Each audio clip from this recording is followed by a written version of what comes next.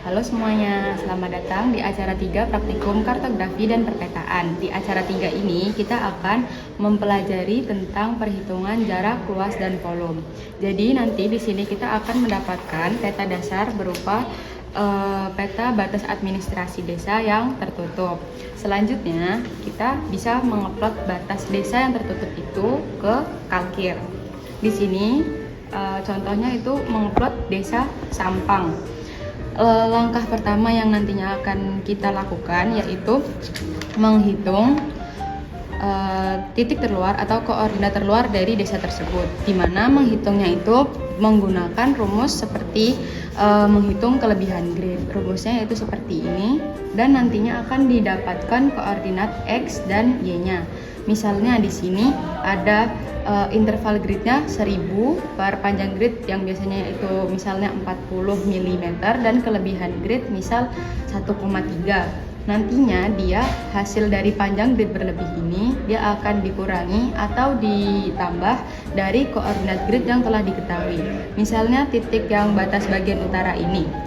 Bagian utara ini bisa kita hitung panjang gridnya terlebih dahulu. Selanjutnya misal hasilnya adalah 1,3, nanti misalnya 358, nanti 358 itu akan dikurangi dari grid yang sebelah sini, dari grid yang UTM ini di sebelah sini.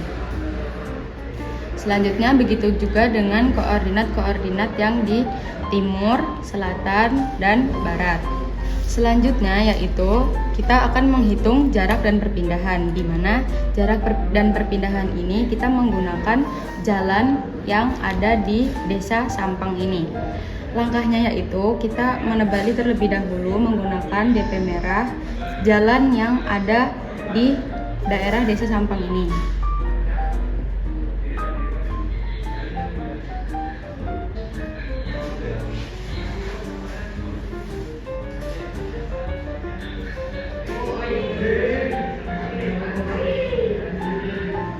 Nah, karena di sini ada 2 alur jalan di desa Sampang, maka nanti kita akan menentukan mana jalan yang terpanjang.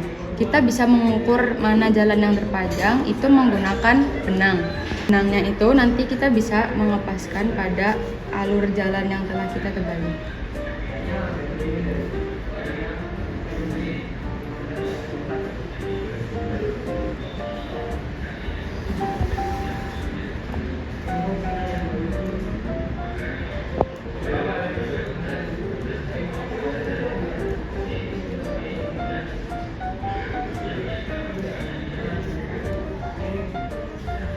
Kemudian nantinya benang ini akan kita ukur menggunakan penggaris.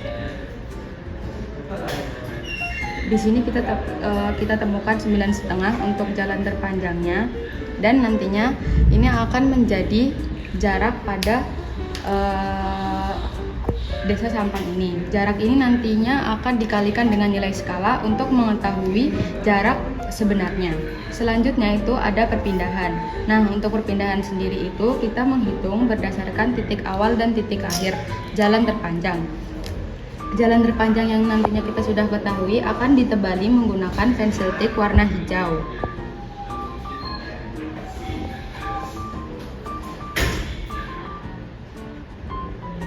Kemudian karena titik awal dan terakhirnya itu ada di 2 titik ini, nantinya untuk menghitung perpindahan kita akan menghitung langsung dari titik awal dan titik akhir jalan.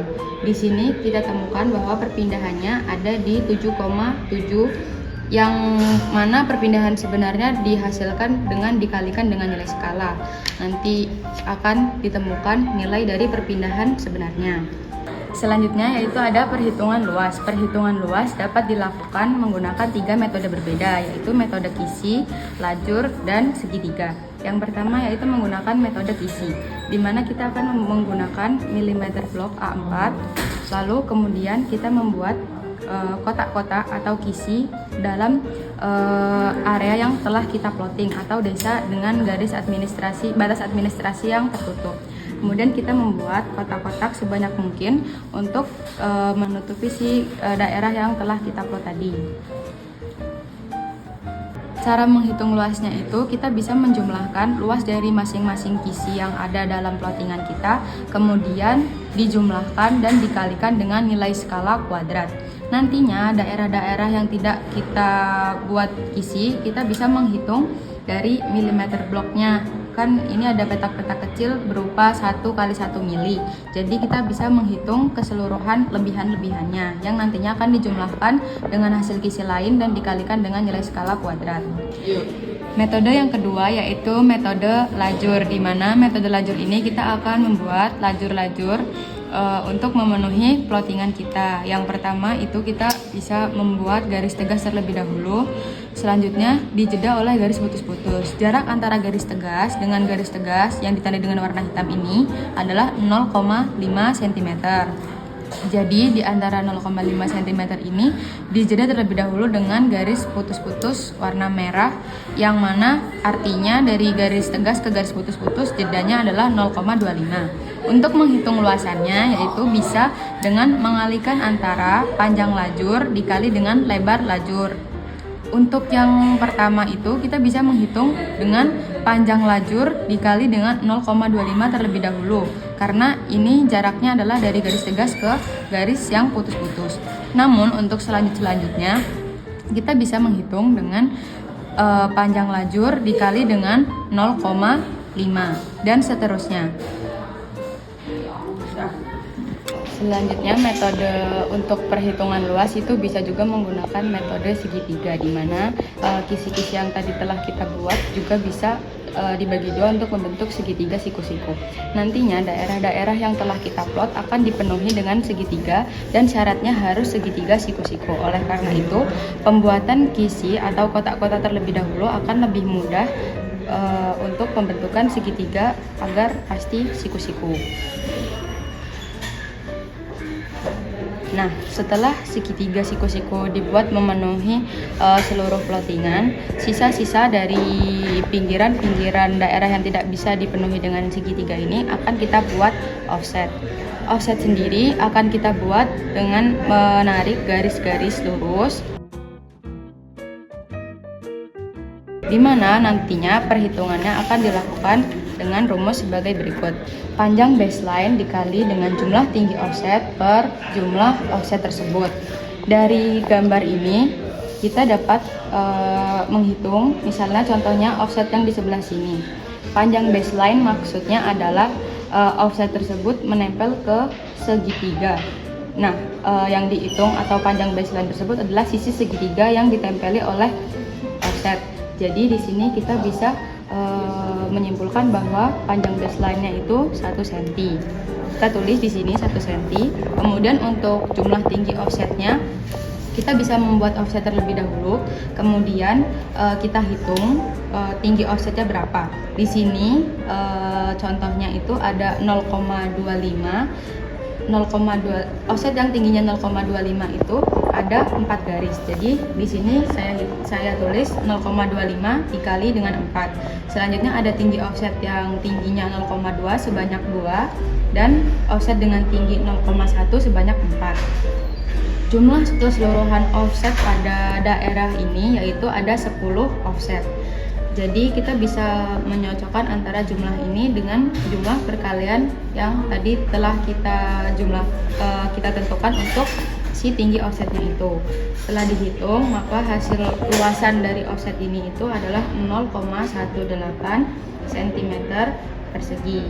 Nantinya jumlah ini juga akan disatukan dengan luasan-luasan segitiga yang tadi telah dihitung dan dikalikan dengan nilai skala kuadrat untuk mendapatkan luas sebenarnya. Selanjutnya yang terakhir adalah perhitungan volume kontur. Di sini nanti akan disediakan peta berupa peta kontur yang mana banyak kontur-kontur tertutupnya, misalnya ini dan sebagainya. Jadi nanti kita akan menghitung volume dari kontur-kontur tersebut dan minimal itu garis konturnya ada 5. Nantinya kita akan membuat petak-petak seperti ini sebelum kita menghitung volume konturnya. Jadi ini bisa kita tandai dengan kontur 1, kontur 2, kontur 3, kontur 4, dan kontur 5. Untuk perhitungannya sendiri untuk volume kontur yaitu menggunakan rumus berikut. Untuk L1 dan L1 dari kontur-kontur ini itu bisa menggunakan metode yang tadi telah dijelaskan, yaitu metode segitiga. Jadi dari kontur-kontur ini akan dibuat segitiga-segitiga siku-siku dan offsetnya kemudian dikalikan dengan nilai skala kuadrat sehingga dihasilkan luas yang sebenarnya. Nah, luas dari kontur 1 dan kontur 2 itu nantinya akan dijumlahkan dan dibagi 2 dikalikan dengan I. Nilai I ini sendiri yaitu nilai interval kontur. Interval kontur ini nanti akan ada perhitungannya tersendiri. L1 tambah L2 per 2 ditambah L2 ditambah L3 dibagi 2 dan seterusnya hingga sampai di L5 ditambah L0 dibagi 2. Nah, dari hasil persamaan itu nantinya akan dihasilkan volume kontur dengan satuan meter kubik. Nah, sekian dari acara 3 ini. Kurang lebihnya mohon maaf. Sampai jumpa di laboratorium.